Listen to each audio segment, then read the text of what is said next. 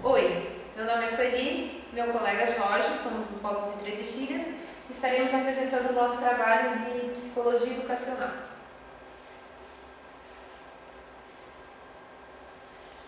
Então, faremos essa apresentação como se fosse um plano de aula.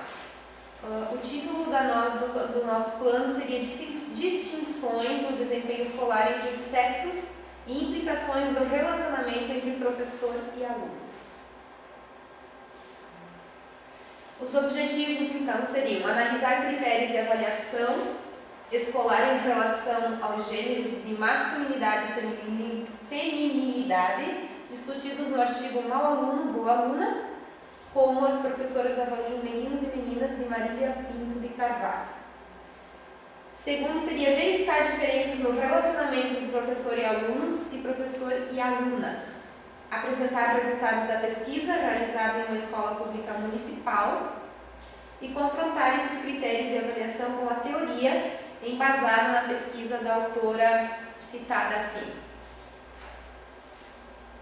O que diz a teoria, então, de Marília Carvalho? O fracasso escolar, segundo pesquisas, é bem acentuado, principalmente relacionado aos meninos. Os aspectos considerados como critério de avaliação são muitos, apresentados por ela através de uma pesquisa realizada também em uma escola. E aí, como critério de avaliação, as professoras dizem levar em consideração não só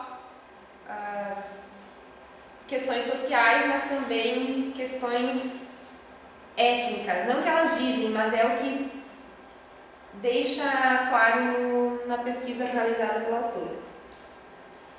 As estatísticas, então, apontam que há um aumento no fracasso escolar entre meninos, porém o índice de reprovação tem diminuído. E isso se dá por influência das políticas educacionais, que muitas vezes acabam obrigando o professor a passar o aluno mesmo sem ter as habilidades necessárias. Nesse artigo também ela discute a respeito dos critérios com base em uma pesquisa realizada com professores de 4º ano do ensino fundamental. Então são 2 turmas de 4º ano e as professoras entrevistadas são 2 também. Pois bem, quando a gente lê o texto, a gente viu que é uma construção histórica a questão de o que é um bom aluno, o que é um mau aluno, ou como deve se portar o menino e como deve se portar a menina, que fica subentendido pela questão cultural, né, da própria formação da escola. Como a gente pode ver, quando a gente fala em bom aluno, seria na questão de menino, aquele que consegue fazer suas atividades, ter os materiais organizados e ficar quietinho, né? Ou ter algum tipo de liderança, mas nada que gere bagunça. Para ter uma ideia da disparidade, um menino, mesmo mais calmo, ele é avaliado de forma inferior à menina, que é mais agitada, porque subentende-se culturalmente que a menina é mais calminha, ela fica mais tranquila em sala de aula. Outro critério que dá de perceber quando a gente pega, por exemplo, os livros didáticos, que é uma atividade que dá de fazer com os alunos, né, de você observar como que aparece a questão de gênero dentro do livro. Quais são por exemplo, se aparecem gravuras de meninos e meninas brincando, como que eles se posicionam, quais são as brincadeiras que seriam, entre aspas, de menina, aceitáveis para a menina, e quais seriam as brincadeiras, entre aspas, aceitáveis para os meninos. Né? Quais seriam os comportamentos que o professor acha que o menino deve ter e quais são os comportamentos que ele acha que a menina deve ter. Né? Tanto que há no texto a característica de o que é um caderno de menina. O caderno de menina é aquele que tem a letra bonita, a letra legível, que é enfeitado, que tem traço colorido, que tem figurinha grudada. E o que seria o caderno de menino? o caderno menino geralmente tem a letra mais feia, muitas vezes ilegível, é meio desorganizado, algumas vezes está meio sujo, rasgado e tal, né? Então, quando a professora do texto se refere até à questão de o que é um aquele menino tem um caderno que parece de menina, como se um menino não pudesse ter um caderno bonitinho ou que uma menina não pudesse ter um caderno, né, também desorganizado, desarranjado, né? Então isso já é uma forma de distinção pejorativa do que seria o gênero dentro da escola.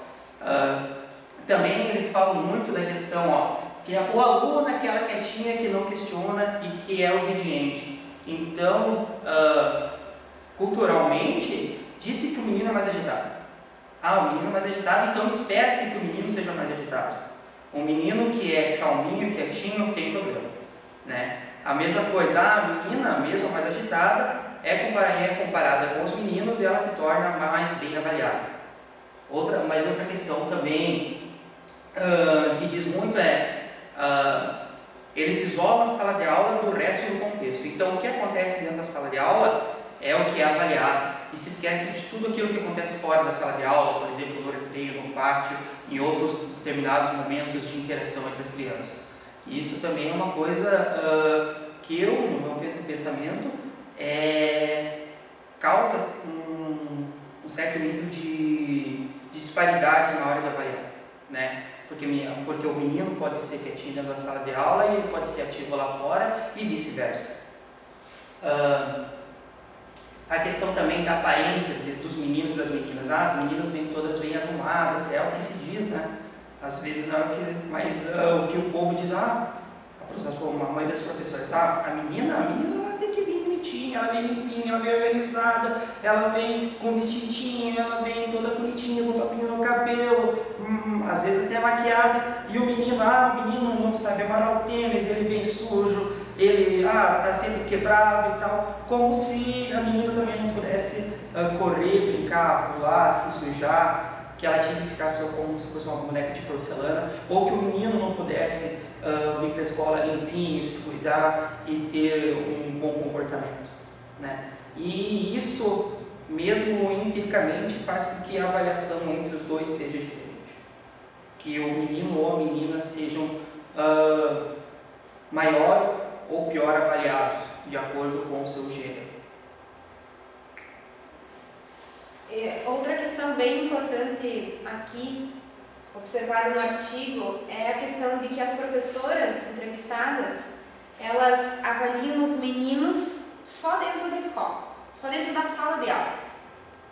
Então o menino, não importa se o menino é brigão lá fora, se ele é indisciplinado fora da sala de aula, o que importa para elas é dentro da sala de aula. Já as meninas não, as meninas elas são avaliadas também fora da sala. Então, é aquela menina que está sempre preocupada com o cabelo, aquela menina que se veste diferente, já é mais mocinha, já tem outros interesses. Um desses interesses que até cito no texto é a questão de quando a menina desperta para o amor, né? Como se o menino não despertasse também para o amor, né?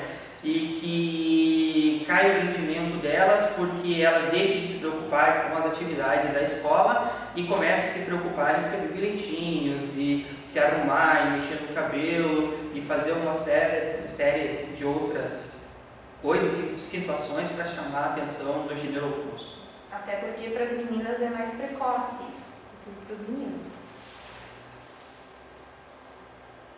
É a questão de que as meninas também bagunçam, mas são mais discretas, né? Isso a gente consegue, elas dizem no texto que elas têm um tempo menor de bagunça e elas conseguem se ligar mais rápido. Opa, estou bagunçando, passei do limite, parei. Né? É uma coisa que, segundo o texto, os meninos não conseguem. Os meninos vão extrapolam o tempo e isso acaba fazendo com que eles sejam mais visíveis na hora de bagunçar do que as meninas, né? E isso faz com que também um modo de avaliá-los se torne diferente. Então, o texto fala muito de como a gente deve observar esses vários aspectos de questão de gênero, como é tratado, como os professores se relacionam, né? Como os professores veem os meninos e as meninas, aliás, né? A questão de caderno, a questão de como eles se portam, como eles se brincam, quais os grupos de convivência que eles têm, quais são as outras atividades que eles fazem fora da escola, que interferem na aprendizagem deles. Por exemplo, tem o exemplo da menininha ali, que ela não fazia o tema, ela não conseguia realizar as atividades extra-classe, porque ela tinha um monte de obrigações de limpar a casa, de arrumar a sua residência, de fazer comida, né? E que isso não era levado em conta pela professora. E ela, então, teve um fracasso escolar. Então, o professor também tem que estar antenado com o que acontece na vida da criança, né? Ela tem que saber o que acontece lá fora e como essas particularidades lá de fora interferem significativamente dentro da sala de aula.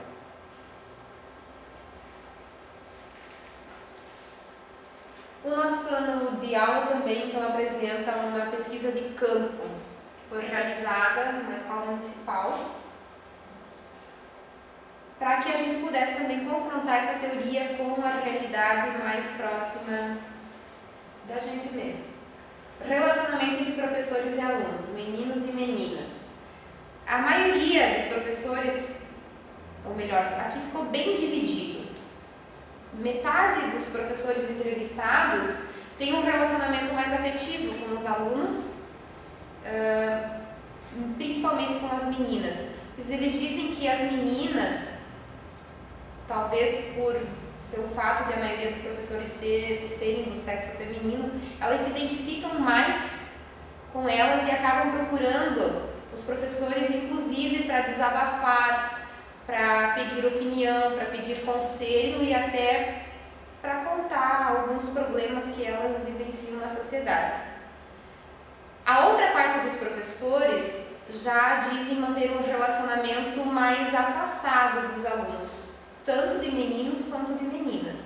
Então, parece que eles têm um relacionamento mais assim, professor e aluno. Eu sou professor, você é aluno.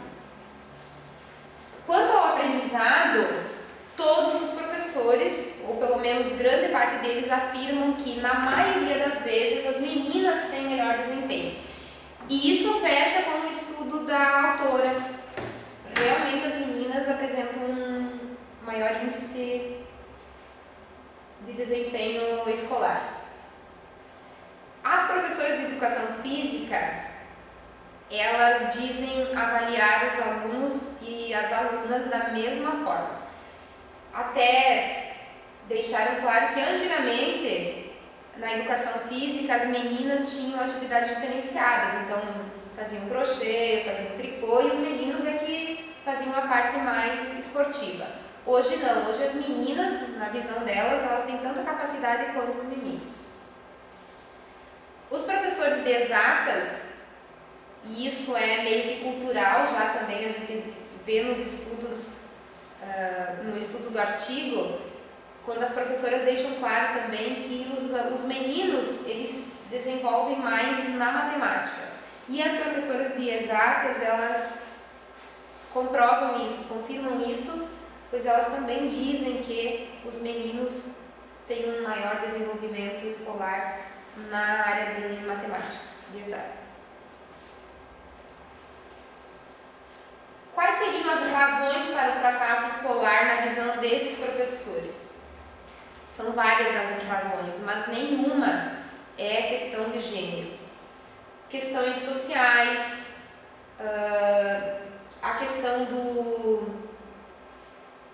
da falta de família, a questão do desinteresse, a questão da tecnologia, porque na opinião delas esse acesso à tecnologia, esse acesso fácil, fez com que os alunos perdessem essa vontade de procurar e acabam tendo tudo muito pronto. E também a deficiência no sistema de avaliação, que às vezes avalia uma habilidade do aluno e não ele como um todo. Então, para terminar, de acordo com o estudo e com a pesquisa que nós realizamos, se nós tivéssemos realmente que aplicar isso no nosso plano de aula, nós avaliaríamos os alunos de forma particular, individualmente. Com certeza também com suas interações em grupo, seu envolvimento com a classe, mas também avaliando as habilidades de cada um. É isso. Tchau.